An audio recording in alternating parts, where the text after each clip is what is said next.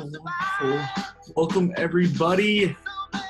Drop a comment down below. What are you guys most excited to do once this quarantine is over?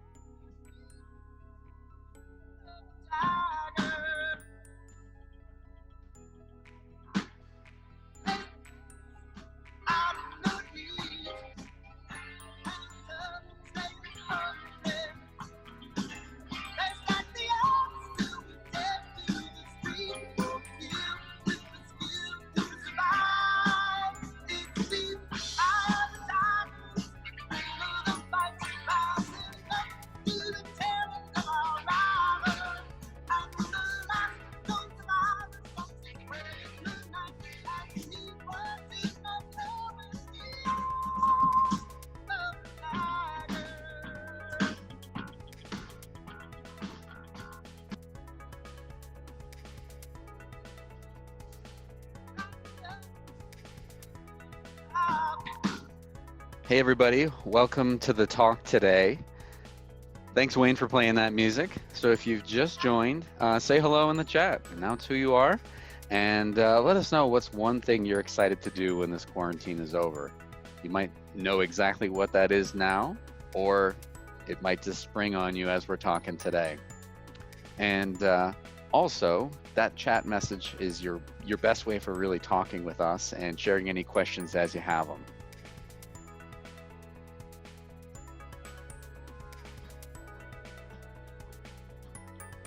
Awesome. All right, cool. Well, we're going to kick off today and let you all get focused in on what we're really talking about.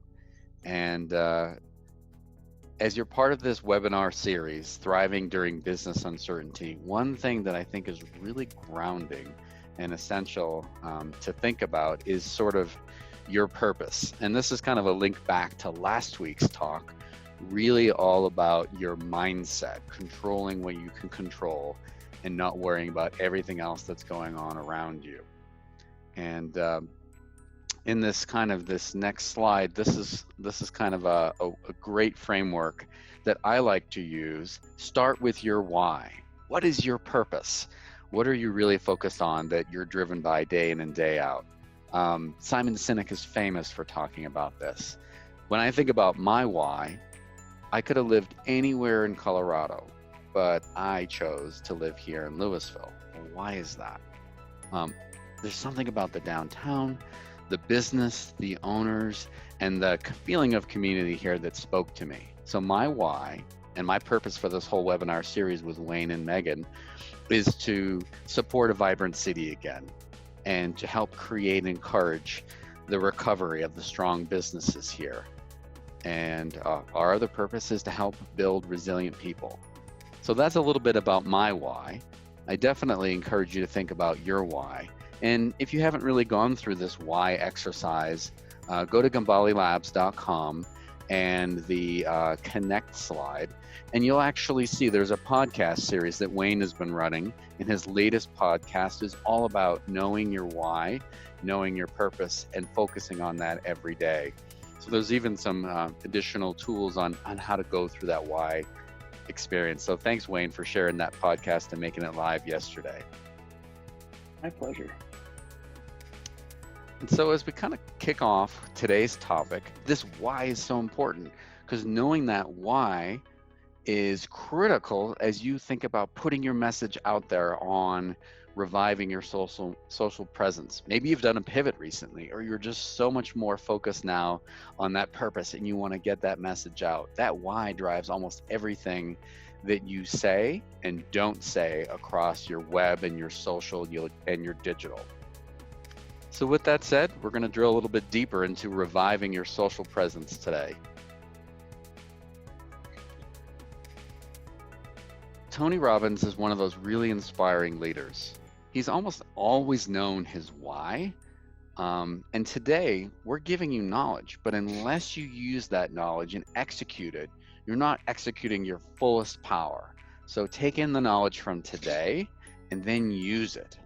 And perhaps you have a little board or a notepad. I encourage you, take as many notes as you can and then highlight afterwards the things that you're going to execute, the things that you're going to move ahead with going forwards.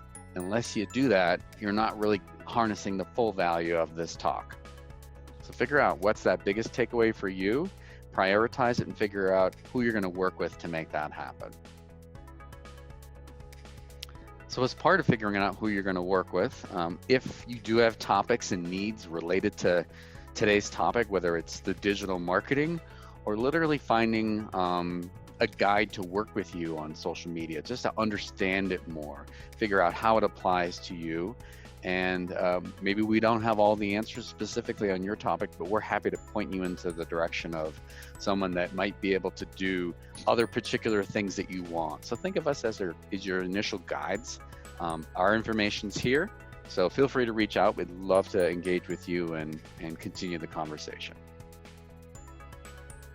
So just a little bit more about me. I grew up in New England and went to school at Babson College. If you don't know the school, it's the #1 school in the world. 22 plus years in a row, according to US News and World Report for entrepreneurship. Well, why does that matter? I apply that mindset day in and day out, working with people like you, business owners, business operators. You're literally sailing the ship, trying to figure out which way to go and how to navigate for success. And so that's my background, is working with owners and operators and in that advisory role, helping you kind of figure out which way to pivot. As I mentioned before, I live in Louisville. I have 4 young kids, ages 4 to 11. And when I'm not focused on spending time with them, and I'm either out there trying to figure out a great new mountain biking trail, Wayne and I are doing a lot of that riding now and excited about testing out our bikes even more. I'm definitely learning to kind of write some music and learn the guitar. So if anyone has any sort of tips on great ways to learn guitar quickly, definitely chat those in or seek me out later. I'd love to hear more about it. On to you, Wayne.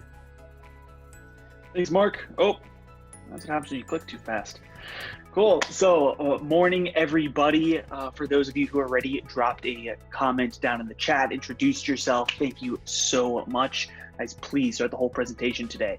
Be as engaging as possible. Throw questions in, try and interrupt us.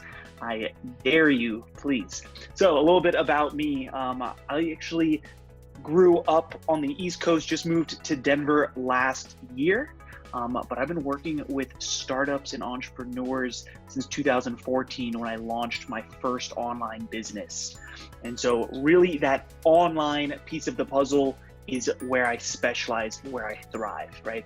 Helping business owners like most of you on here today to create systems that are actually going to help to grow your business, right? Reach more customers, everything on that online digital space, like websites and social media, all of that great stuff. So outside of work, love the outdoors. I mean, we're in beautiful Colorado. How could you not?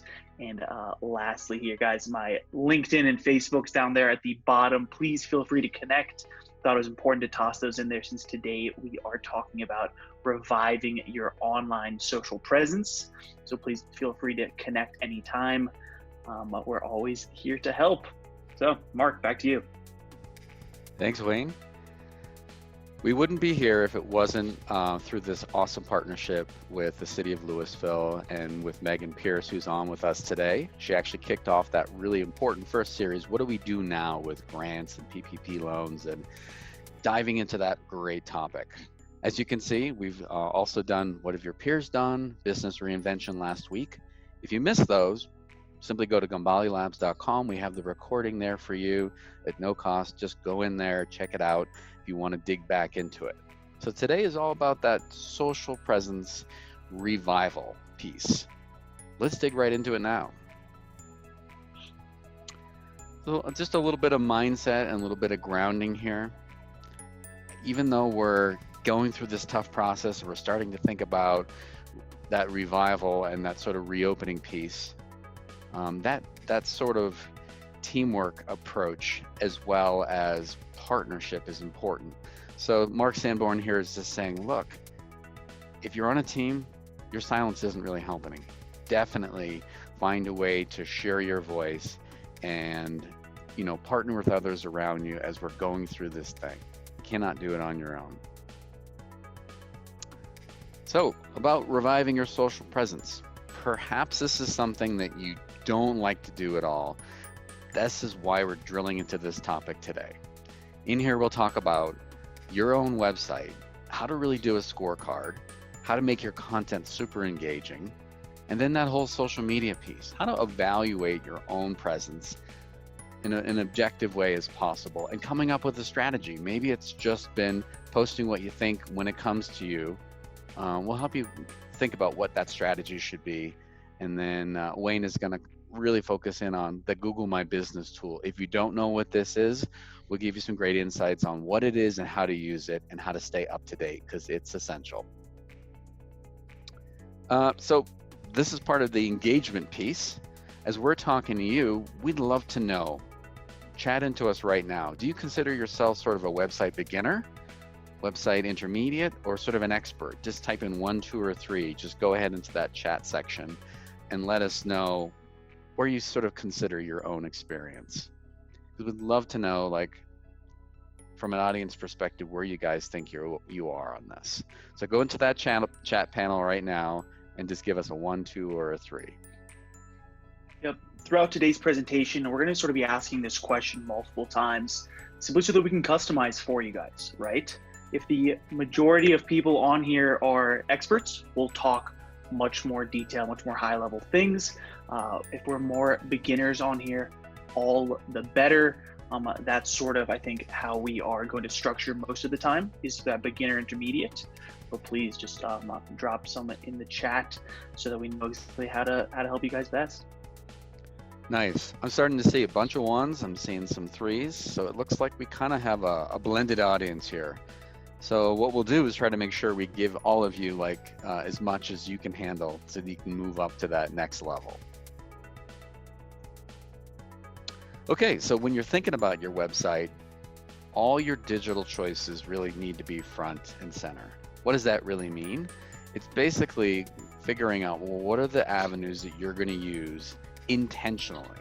And as you reassess your site, the last multiple months, everything's been all digital. That's been largely your way of interacting with people. So make sure you're using those tools. And every part about what you do should be clear and intentional. And as we think about sort of pivoting to more of a reopening, perhaps your COVID-19 statement isn't that front and center thing anymore, but it's placed on the site, it's accessible, but it's not right in your face. A lot of people are looking at ways to kind of move beyond and get back to a new business normal. And so don't make that COVID update so big, so obvious that it's right in people's faces. A lot of people are trying to figure out, well, how can I have a deeper relationship with you, a more meaningful service? So just some tips there. As you think about your site is that single source of truth for all of your content. And it's your virtual storefront. And some people, when they're thinking about social media, and business owners try to invest and push all their content out as far as it will go on social media. It's great to be pushing that all out, but what if those social media platforms that you're using were to suddenly shift and pivot to a different model where you had to pay a significant amount of money just to keep all that content there? Remember, social media is really a borrowed platform. So if you're writing great content, make sure you put it on your own site as well, because if those were to turn off or shift, you don't have a lot of control over what's really happening on LinkedIn or Facebook or Instagram. So just be mindful. Start with your own platform first. And if you haven't done a lot of a variety of types of content like blogs, video, lots of different reviews and talking about services, be sure you have a strong mix of those services on your site. So these are just some points to kind of think about today. What is a web scorecard? One of the things I used to do day in and day out is rank websites all against each other and say, okay, let's boil the 100 sites that are out there to the 50, to the 10, to the 20, and then rank those 20 and figure out what are the best ones that are out there. And quality of content is really, really important. It shows that you actually know your audience, and it shows that you care. And that relevance piece, if it's something that you wouldn't consider reading or really going through the whole way through, perhaps you're not engaging enough. So do that sort of content engagement test. Is it really fun and exciting and worth going through? And if not, really reconsider. Are you appealing to your audience, and are you relevant? Your overall goal is customer confidence. If your audience doesn't feel confident in you as an expert, they're going to bail the site and go to somewhere else and say, well, what are the other places I can go to? So if that experience isn't positive on the site, remember, you're leaving this impression. So make sure it's a good one. I just want to reiterate, guys, if you notice the first two bullets, audience, ending with customer confidence. This is a mindset you guys need to have for the entire presentation today. We touch on it more, but just consistently remember, when it comes to your website, when it comes to social media, put your audience first. You want to be putting out content that's specific to them, relevant to them. So. Perfect. So what are those criteria that you would use to make sure you're really objectively measuring your site? Obviously, it's new content and fresh content, but putting the products and services that are most relevant to your audience first and foremost for them. So right now, obviously, a lot of digital ways to engage you are really, really important. And when you look at your site, try to either look at it as if you've never looked at it before, or find some others that can independently assess it and look at the quality of the graphics, the amount of open white space that's there. If there's a ton of content crammed in and the images don't look very good, those are indications that you probably haven't touched your site in a long time. And remember, this is a buyer journey. And as you look at the buyer journey, there might be pieces of content. Oh, go back one slide, Wayne. Oh, apologize. That's all right. Perhaps there's just material that you could provide, like some tip sheets or some blogs or some explainer videos that make that experience a little bit more holistic. Like, why would I want to do this? They're asking why. So answer that why for them in the form of content. Make that buyer journey easier for them. I like this picture because it kind of maybe tells the story of perhaps with this old house, your site has been maybe largely abandoned for a while. You put up a lot of great content, connected things together, and then left it alone and thought, perfect, it's done. Well, guess what? Links change all the time. They can easily get broken because of what you're linking to is no longer working, or perhaps what's on your site is no longer working. When was the last time you totally refreshed your website or built a new one? If you're not doing this constantly and rebuilding it and engaging it, you're definitely missing big opportunities to constantly be engaging with your audience. So, or if you've not done this in a while, and I mean even within a year or two, you might have abandoned your site in the eyes of your customers. So be mindful of that. Yeah, I think a lot of people forget that, when it comes to your businesses, right, you're changing processes and you're changing systems and you're coming up with new services and products. You're constantly iterating, right? But people forget to be iterating on their website as well, right? We need to constantly be building and refreshing. So easy place to start, go through, click every single thing on your entire website, make sure it still works, make sure it's still relevant. So wonderful. If there's questions specifically on the website stuff, please drop them. Let's go ahead and move on to some social media, Mark. Great. So like you guys just did a few minutes ago, chat in and say whether you're a social media beginner or an intermediate or an expert. Simple 1, 2, or 3. I'd love to know where you guys feel like you're at on this topic. As you can see, when it comes to the website, we didn't talk about how to go in and go edit anything, right? Because wherever your website's built, it's gonna be different. So we're really trying to just talk about concepts overall, and really just the mindset, how you should be doing things, not just the physical behind the keyboard. So it'll be the same for social media as well. But so if you have specific questions, please chime them in. All right, I'm starting to see some come in, seeing some 1s and 2s. And if you feel like you're maybe a social media expert, type in that as a 3. But I'm guessing today we've got mostly 1s and 2s because of this specific topic, and that's great. You're here to learn more, and that's what we're hoping to do, is to give you just a few kernels of knowledge or places that you can continue to explore. Ready to keep going? Yeah, I'm seeing mostly 1, so this is good. Beautiful. So how are things different now with social? Digital's been that means of communication mostly the last few weeks. And we've seen things like YouTube and other platforms just totally skyrocket again, whereas before the content was kind of getting old. A lot of people that had YouTube channels hadn't posted in a year or 2 and thought, we could leave that alone. Well, guess what? None of these platforms at this point, and even kind of going forward, you can leave alone anymore, because it's your digital voice, it's that digital connection. And what better way to reach out to your audience and get people to point to you as an expert? So all channels are seeing big regrowth.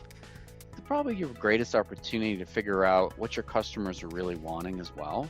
Simply post a question. What are your thoughts on this? Or is this relevant now? Or what's going to happen in the future? Great questions to be thinking and asking about your products and services. There's a great feeling of sort of informality that's out there now, where you can just ask questions, and maybe it's not a perfect question, but that's okay. Know that your audience is looking to engage with you, so go ahead and reach out to them. That's a huge deal. It is. Mark, I think a lot of people, just want to reiterate this, they have this mindset of they have to be this professional Fortune 100 business, right? But the fact of the matter is, your customers want to feel like they're a part of your business as well, right? So by asking these simple questions of how can we help you best, or what services would you like us to provide, or what new products, they feel like they're helping you to grow. So they're going to be even more engaged. They're going to be loyal to you guys for even a lot longer, simply because you're asking, because they feel like they're part of the business too. Couldn't have said it better myself. So how are things really the same? Your audiences are just soaking in content and they're absorbing it. And it's super easy too, which is great for the business owners out there in the audience to go, well, what are my peers doing? It's so easy now to see exactly what they're doing. There's no need to do that sort of drive-by, not that you would see any of that happening right now, but it's all happening digitally. So look and see what your peers are doing, reach out to them and have those conversations. And don't forget, your followers are hungry for content, whether it's hungry for a meal or just hungry for something new to stimulate their thinking. So feed them with that. Yeah. That tracking other business owners and competitors, guys, if you're stuck thinking, what do I post, right? I don't know what to do. Go see what other people are doing, right? And just put your own spin on it.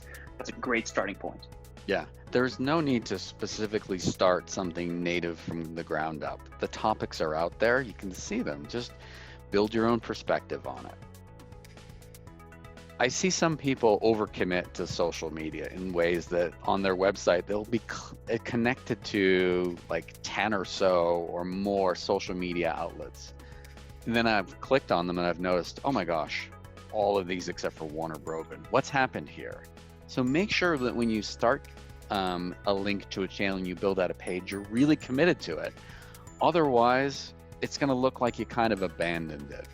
And that goes back to that point that we said before, is a lot of people will have just broken links, and broken links actually lower your SEO in ways that you'll just never even know about. So we can kind of hit on that later, but links to your site and then links to other content have to work.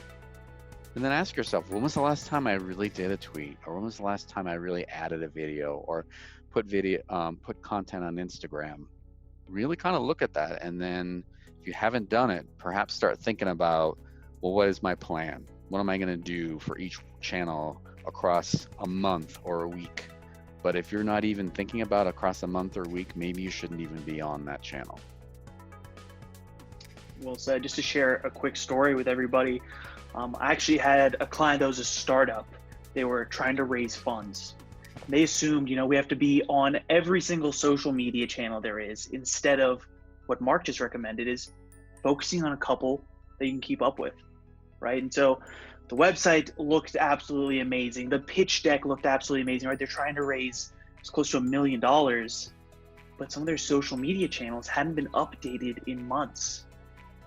That turned out to be the one reason why the investor that we thought was going to come through backed away, because what was customer facing, right? That social media piece, it looked like the business wasn't even active anymore, right? It looked like, are these people in business, right? They're not posting anything. Can I go there? Can I buy from them? Just raised all those questions. So it's much better to be active on just a few channels, right? Make sure that you're showing people, hey, we're still in business, we're still operating, instead of just trying to be everywhere and letting things fall through the cracks. Yeah, because that posting means you're listening and you're engaging. Yeah, we're here, we're working, we're still with you. So I'm showing this picture here because there's times in which people just feel like they just can't see what's going on. And what you can't see is sometimes that foggy vision and that foggy view of what's going on. And that can happen with your website or happen with your social. And you might think, everything's great, we're doing it. This is no better time than to ask an objective person to look at your site and go, how's this looking? Or what do you think about what we're saying here on social? Get someone else to look at it, because they might provide some tips or tricks or perspectives to go, oh my gosh, I can't believe I haven't been asking questions, or I haven't been doing this kind of thing. So find that objective viewer. You'll thank yourself for it. And speaking about that outside observer, try to figure out, asking them, what are they looking for and what's missing? And often business owners, and I've been in this role as well, sometimes you're just initially feeling at the beginning, you don't know what to say or how much is appropriate to say or not. Like, just start sharing your voice. If you're feeling like you're passive or you're silent, chances are your audience is feeling like Wayne's point, those investors, they're feeling like you're dead silent, you're not even engaged. So find a way to post. If it's not you and you're not a writer or you're creative type, find a team that wants to do that loves to write. In fact, over the weekend, I wrote a couple of blogs, and it felt really good to write them and get them out there and get them posted for my clients. And finding people and ways to kind of get that story out there is what you need to do. It shouldn't be something that's in the way. It just happens across a plan, and it happens because it's so important. That engagement with your audience is huge. So another way to kind of think about this is the amount of pressure you put on in terms of content out there is like a gas pedal. The more you push, the more progress and movement you get. I can't say that enough. That is so important to be pushing constantly. And also look across the channels. Am I saying the right things on the channels, and is it a consistent voice? Is it making sense? If you don't have a consistency of voice, that's huge, because you can start to create confusion and disruption. And anyone that is following you know this. They're a fan of yours. So find a way to shine a light on them and support them and thank them for the engagement. They're looking for that engagement.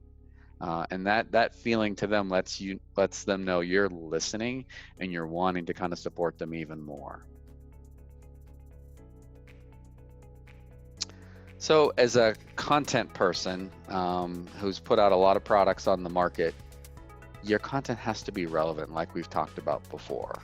And perhaps you just break up the story into how-to videos, what's going on here at the company, some explainers. An explainer video is just a quick explanation of what it is that you do in a very short, like 30 to 42 second, hopefully, vignette. You don't want it so long that you'll lose your video audience quickly. And definitely talk about what's new. And if you're used to getting information out to your customers through big trade shows and events and things like that were all face-to-face, that's all gone away, as you know. And this is a great time to sort of pivot into video and digital and other assets that can still educate your customers on what's new and exciting about what you're doing. So don't forget about this blend of content. And perhaps it's live events on Facebook or other avenues of just sharing constant streams of what's going on. That engagement is really important. Wayne, do you have anything to add here? Yeah, first off, when it comes to video, guys, don't think you need to have this professionally produced, amazing, it looks like a documentary. Focus on just short content, short videos where you're just giving some value, right? Value meaning information about what you guys are up to, or if it is tips or education, that's great. If the video is 10 seconds long, wonderful. Don't just focus on long content. For me specifically, for our business and what we're doing for clients, I used to do a lot longer content, meaning like 15-minute videos, and people wouldn't watch them all the way through. It's as simple as that, right? People are busy. So now for myself personally, I'm trying to shoot for 3-minute long videos, specifically trying to make short videos, but even if they're 10 seconds long, all the better. Just wanted to say that. And then here it says Facebook and IG, Instagram stories. As if you aren't familiar with stories, basically when you go on your profile, you just click on your profile picture, and then you can post a story. And what it is, it's just a live update that only lasts for 24 hours. And what I want you guys to do is take your phone out, hit the story button, and just talk to your customers, right? Just talk to your audience, give them updates. This is really nice because a lot of times people don't set time aside to go schedule social media posts, or it can be super time consuming to take a picture and upload it and then write a caption. If that's you, focus on stories instead, right? It's a lot quicker, a lot easier, and people are watching them a ton. They're watching stories. It's getting amazing engagement, and so definitely focus on that as well. Perfect. So we're gonna move on to sorry, Mark, you had some thoughts. Yeah, I totally agree with Wayne. Sometimes shorter is better. Just get to the message of the day or what's really important at that moment, and your audience will appreciate you for that. Definitely. So guys, we're about to move on to the Google My Business section here. So if you have social media questions that are buzzing in your head, either write them down. I hope you guys are taking notes, or pop them in the chat, please. Like I said, feel free to interrupt us as we go through. We don't have any problem with that. So Wayne, there is a question that has come up, and it's great to kind of hit this one before we go on. And the question is, at what point is it sort of too much engagement, and do sort of your followers get overloaded with what you're posting? Nice. Do you want to take it? You want me to answer? Yeah, I'll touch upon it, and if you've got something to add, please do. At the end of the day, you're being asked to share on these platforms. This is a back and forth. It's a conversation. If you're not keeping the conversation going, then the other side is going to go, well, okay, I guess there's nothing else to talk about. It. Think almost like dating. That awkward point during dinner when conversation dries up and ends. You don't really want that to happen. So keep the engagement flowing. And if someone unfollows you or doesn't like what's going on, that's totally okay. Maybe they weren't all that really interested in this topic to begin with. So keep that engagement going. Yeah. So with that being said, first off, when we're talking engagement, I always think about sort of like back and forth communication, like a dialogue. So just want to state for everybody, if you get a comment on any post, respond and ask them another question. This is a huge note, guys, to write down. Focus on comments. Can't believe that I didn't put this into the presentation, but truly, whoever's getting the most comments and back and forth engagement, it's gonna win. It's an amazing place to focus. Forget about the likes and even the shares. Just focus on comments. So that's engagement-wise. But either way, the question being essentially, are you gonna get annoying, right? Are you gonna bother people? The answer is no. The answer is it's nearly impossible, because end of day, every social media platform is there for entertainment, right? If you don't know how they make money, it's off of ads.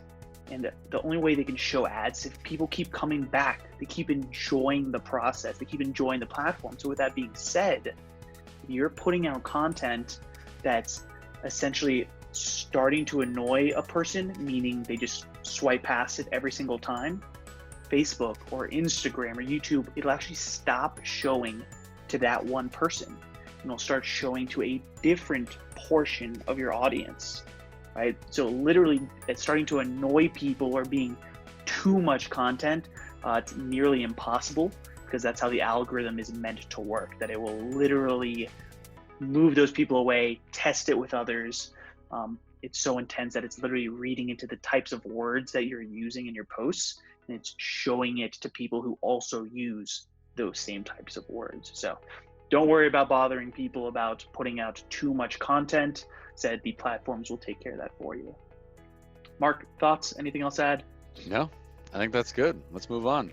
Let's move on. Cool, guys. So with this section going into Google My Business, I'm sort of gonna take the lead on this just a little bit. Guys, don't know what Google My Business is.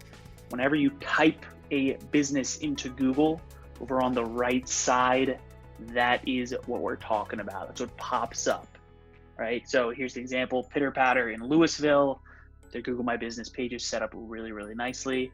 And then if you've never used it or edited it before, you're just logged into a Gmail account. You have to use a Gmail account to be able to run Google My Business.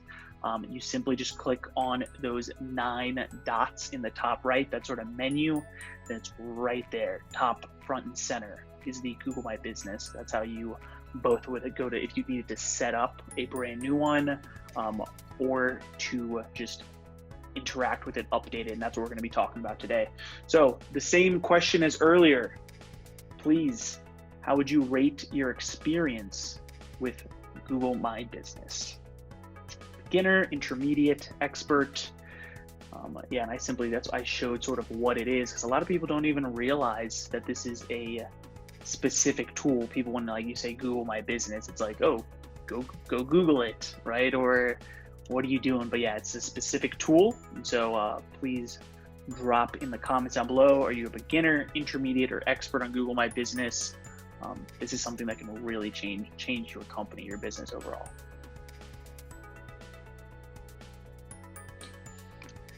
We're seeing a lot of ones here, Wayne. So I'm glad you're hitting this topic today. Beautiful. Yeah, that makes me super excited, actually, because it is so important, but not many people talk about it or share about it. So let's hop right on in. So first off, why does Google My Business even matter, right? Why are we talking about it? First and foremost, SEO and Google, right? So SEO, search engine optimization, essentially where your business ranks up in Google if people are searching for your product or your business's name even. And the thing is, Google owns Google My Business, of course. So they're going to prioritize you if you're using their tools and their services. So it's super important to use. And if you guys haven't heard in the past, SEO, one of the easiest ways to sort of hack it or do well, rank up in Google, is how many keywords you have in your website. Meaning, someone searching for a bike shop, are you talking about bike shops on your website? And especially in blogs, because here's the easiest way to explain it. When people are going to Google, they're usually typing in a question. And so if you can answer that question on your website, usually in the form of a blog, that's what's going to help you boost up, right? Google My Business actually allows you to post these blogs directly to your Google My Business account. Once again, sort of hacking the system of how SEO works and where you're going to be ranking. Second off here, visibility of your brand. If you have a Google My Business account, it's going to be the first thing people see, right? It's going to be the first exposure. And honestly, what's more important than just getting people's eyes on your business, right? Getting in front of them. And that's what this tool is absolutely amazing for. So we're going to show you guys some hacks on how to make sure that you're getting seen. Last but not least, it's free. Guys, if you're not using every free tool at your disposal in your business, I don't know, I'd be very confused. But I hope that makes sense. So either way, it's a free tool, so everybody should be utilizing it. Cool. So what we're going to cover specifically is what sort of changed with your business and what do you need to be changing on Google My Business. Things specifically like hours of operation. I'm going to show you guys how to update that. Reviews are super important. As you can see here in the image on the left, it's literally a screenshot that I took right from that front page of Google. And you can see there at the bottom, reviews, right? Front and center. And I don't know about you guys, reviews is one of the first things that I look at. It's one of the most important things that everybody looks at. So you want it to be front and center.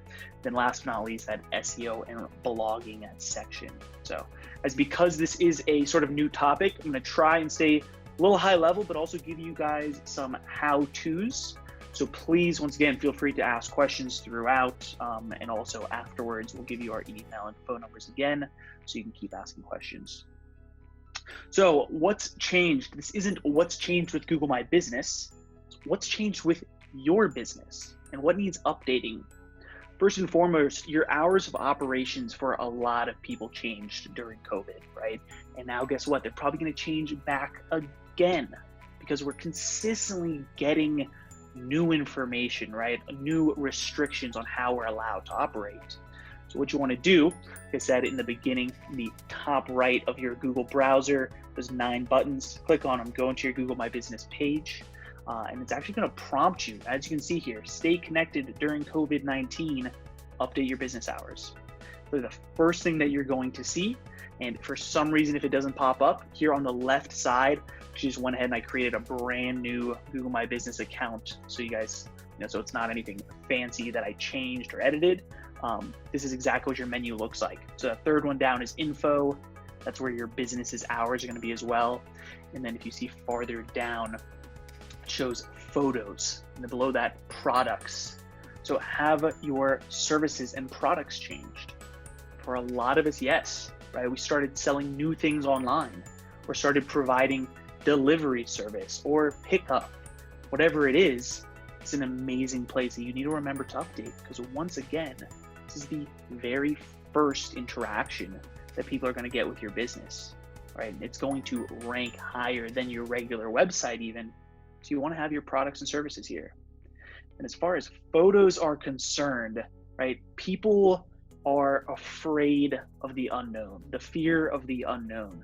So by putting photos of how's your business look in the first place, take some snapshots of both the outside so they know what to look for when they're going there, as well as the inside. And then especially now, right? How are you guys dealing with this? Is there a pickup window that you can take a picture of? Is there a delivery service that's going on that you can be taking pictures of, right? Get that fear of the unknown out of the way, right? Short little funny story. Mark and I, every time that we meet for coffee, a couple months ago when we were allowed to meet for coffee, we like to try new little small spots, little holes in the wall, right? And with hole in the walls comes a lot of times a little bit of a risk, right? You don't know how well the business is operating or whatnot.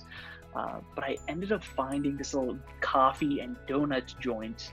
And the only reason why we went there was because of the photos on their Google My Business, right? It was funny enough, like they didn't have very many reviews. They didn't show up on Google really anywhere other than I was searching in Google Maps for coffee places. And by the way, Google Maps, that is also your Google My Business account is what shows up in Google Maps as well. Just to let you guys know.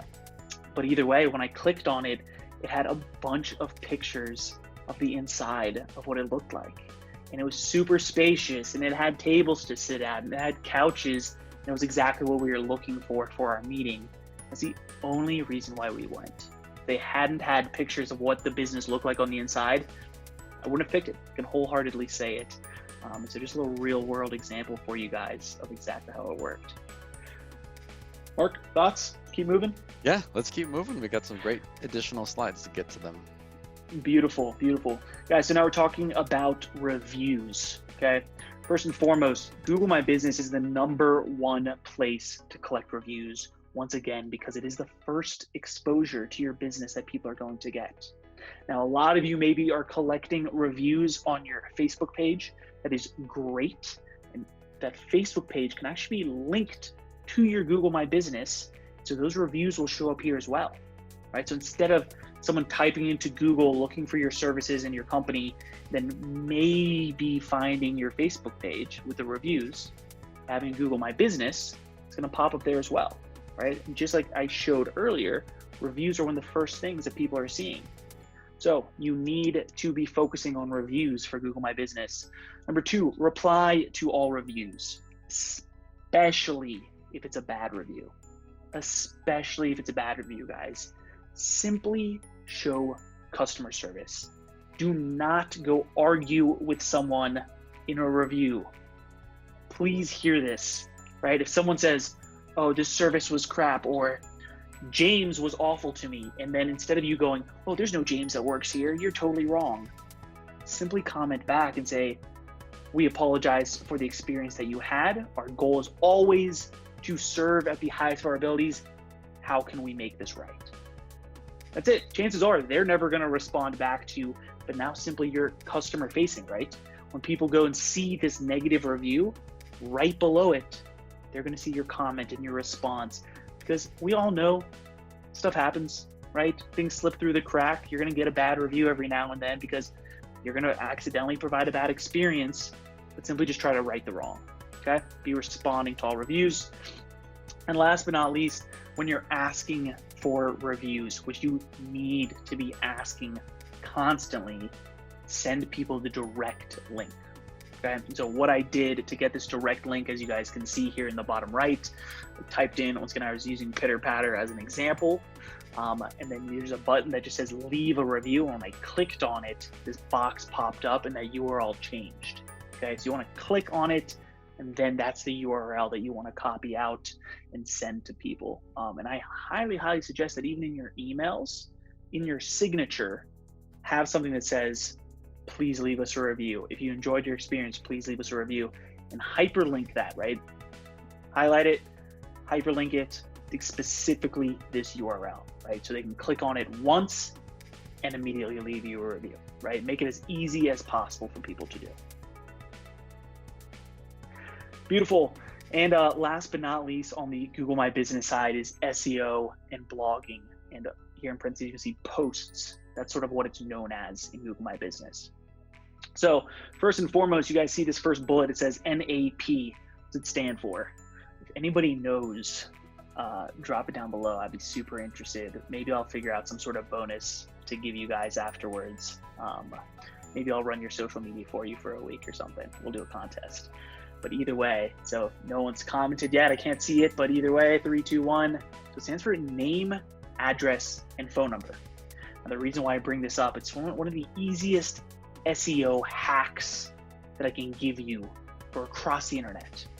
And the whole purpose of name, address, phone number is simply that you want your name, your address, and your phone number written the exact same way everywhere on the internet. And it starts with your Google My Business. So for example, for Gambale Labs, or I put here Vel Consulting, however it's written, if in theory it had an LLC at the end of it, or incorporated at the end of it, that's what you want to write everywhere across the internet. So what's happening is Google is searching almost to see, okay, are you legitimate? Are you an authority? And the best way that they can check and see, okay, wow, they have all this real estate all across the internet. So it needs to be written the exact same way. The 3 things that they check are name, address, and phone number. So it's a great thing to look at, guys. This is the starting point, is Google My Business. And then your Facebook page, your website, any other social medias, if you're on Yelp, name, address, phone number needs to be the exact same. Cool, and then the last few things on here, products and posts is huge for SEO. Products, once again, if you have a new service or a new product offering, when you click on products, products and posts actually sort of end up being the same way, but it's going to prompt you on that box on the way right that you guys see that says create a product post, right? It tells you things like, okay, showcase your product, right? What's it called? It asks you about the price and then a description. This is directly going to influence your SEO, sort of how you pop up, right? Because if you're writing about a new type of bike that you got at your shop, when someone searches for that type of bike, you're going to pop up. It's really as simple as that, guys. And then when I talked about blogging, right, it says blogging in there in the title up at the top. So if you post a blog on your website, it's amazing. It's the #1 strategy actually to get you boosted up, to get your website found. You can literally just copy that blog and put it on your Google My Business page as well. And that's a huge highly point. recommended. Yep. Yeah. If you're not on page #1 in maybe the top 5 or 6 answers, like 75% of people never even go to page 2. I bet it's even higher than that. I think it's higher, yeah. So super important, guys. And here's a little trick also that I'll give you is when you're copying this blog post from your website onto Google My Business, put just like the first couple paragraphs, like a little teaser, and then put a link. So that once again, you're getting this SEO, you're getting that exposure. And then if people start reading it there, give them that teaser, give them some information, and then pop them over to your website, right? That's where they can get that full experience of who you are as a company. Beautiful, guys. So that was sort of a little high level, some how-tos. Here's an awesome resource that I recommend if you guys are looking for more information on Google My Business. Simply just type in the ultimate guide to Google My Business, take a screenshot of this, the link's down below. HubSpot is a huge marketing company. They are at the forefront.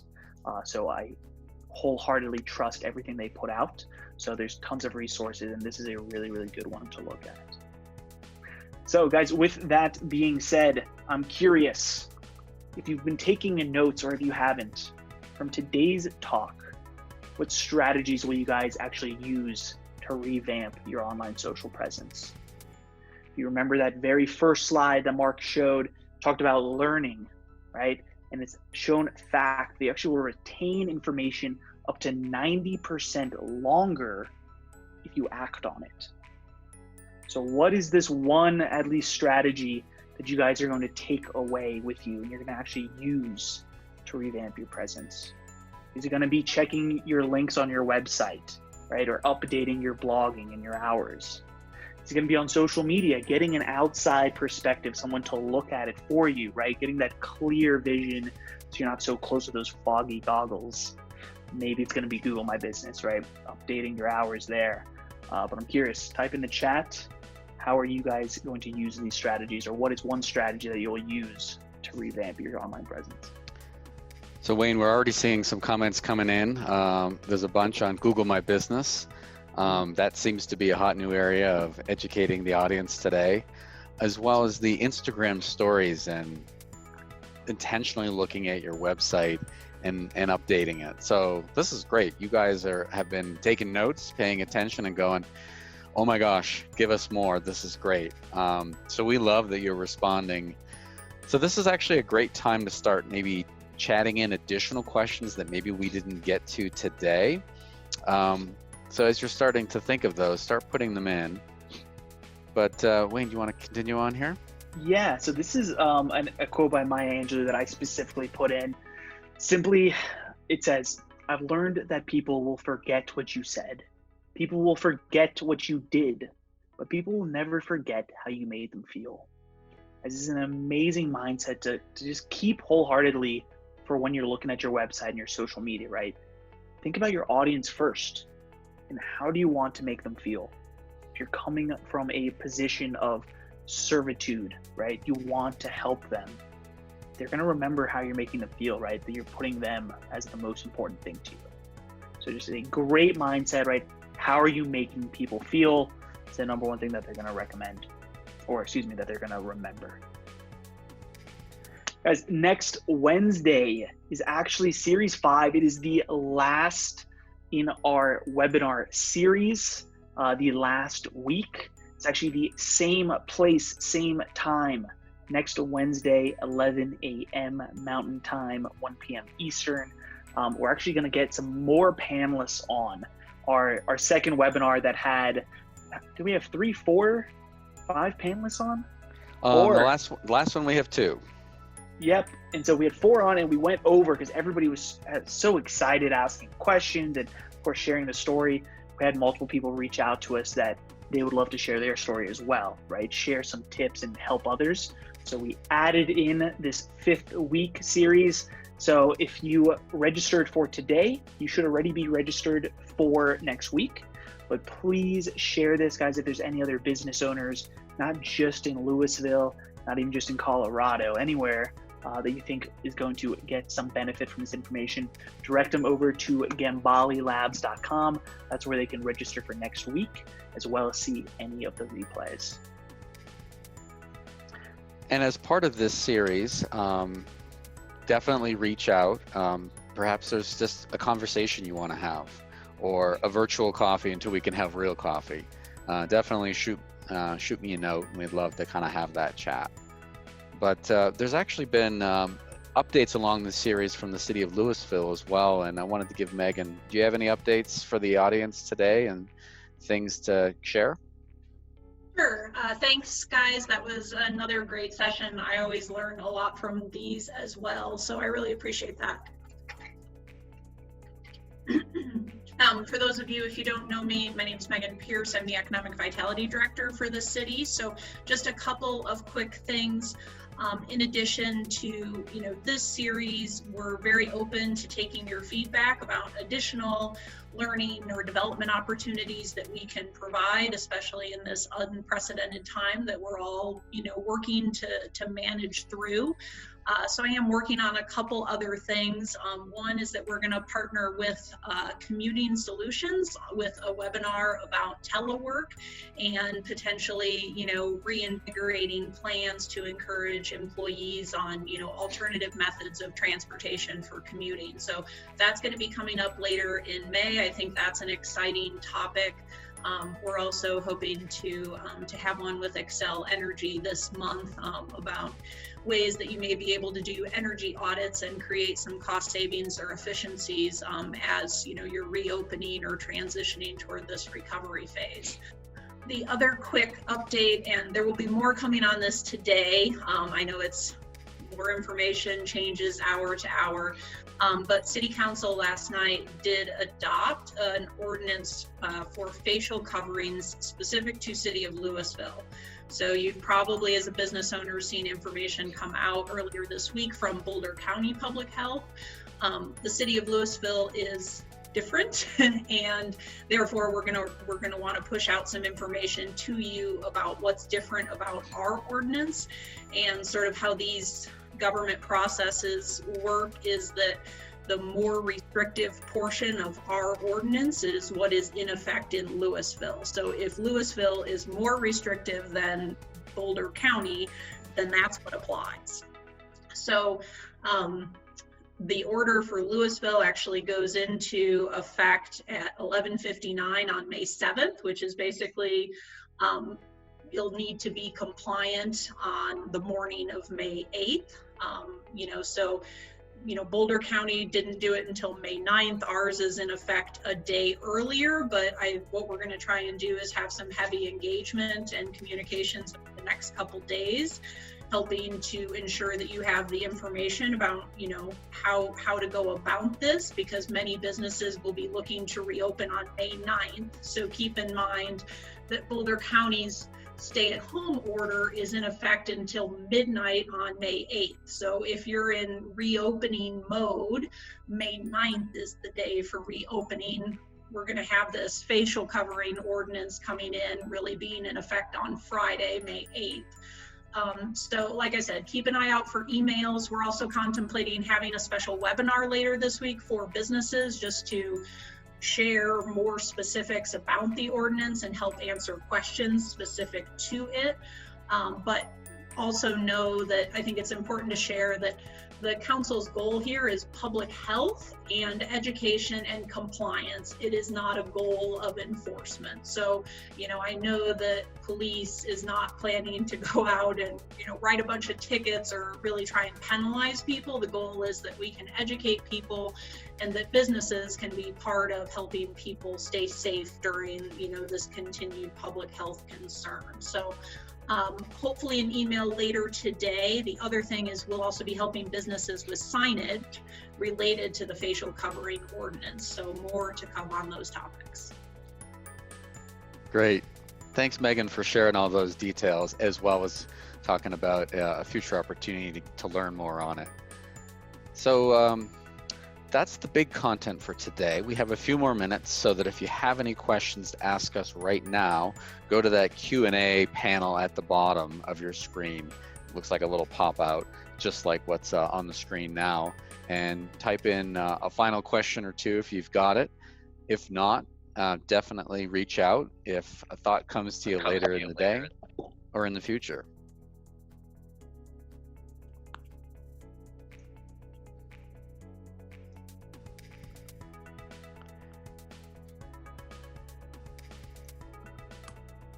So guys, thanks for joining up with us today and asking all these questions and being engaged so much all the way through. And looks like I'm seeing some questions come in. These are comments. Thanks for all the information. Glad you could join us. If you want to go back and actually get through this content again, it'll be up on gambalelabs.com in a couple days, so you can go back over it. I encourage you to take action now, because as Wayne said, unless you take action, you're going to lose up to 90% of what you just learned for putting in place for your business. It's a lot of great material that we tried to cram into a short hour for you, but love that you guys are also engaged today. So thanks for joining us, and we look forward to seeing you next week on the final part of our series, Thriving in Business Uncertainty. Hear more from your peers on what they have done to pivot and shift and try to help their business survive and thrive in these uncertain times. Thanks, everyone. Have a great and safe day. Thank you.